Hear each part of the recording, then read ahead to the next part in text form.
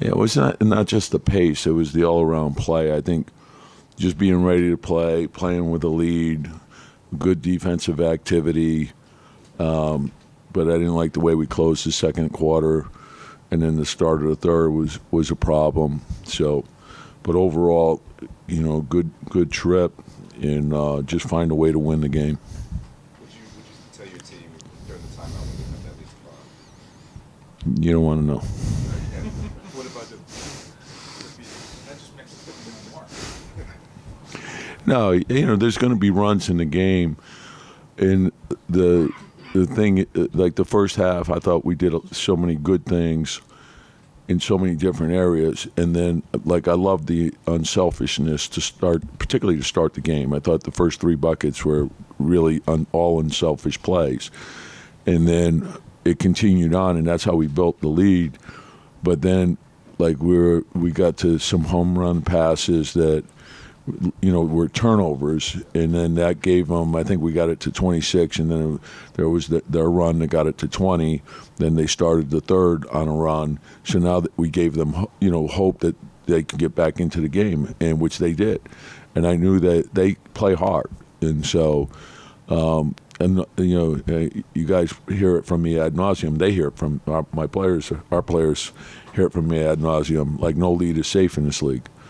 And all of a sudden you turn it over a couple of times, they make 3 threes, and all of a sudden you're fighting for your life, and that nearly happened. They made a great run, and we responded, which is to be mentally tough when you're facing adversity is critical, and then we settled down, and it was better in the fourth. So that good quarter, when they go on that run, you combated it by basically one set the whole quarter.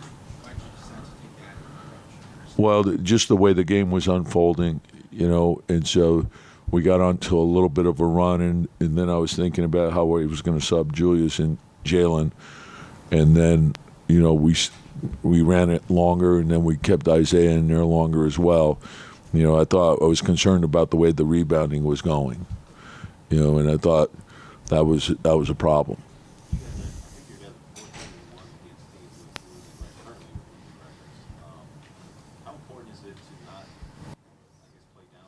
Well, like I know you guys like measure all that, and to me, there's always context to it. Like sometimes a team may have a losing record when they have guys that are out, and I also know that every team in this league is capable of beating you, and so the challenge is to build a consistency to your team and your approach, and so.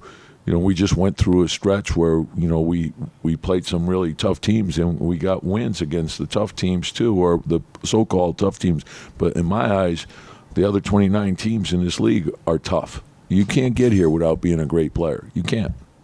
Coach, you just completed your 8 set back-to-backs, 22nd road game. What does it say about the team, how they've been able to fight through? Yeah, and when the schedule came out, in the summer, you look at it, and that's sort of the nature of what you do when you get your schedule.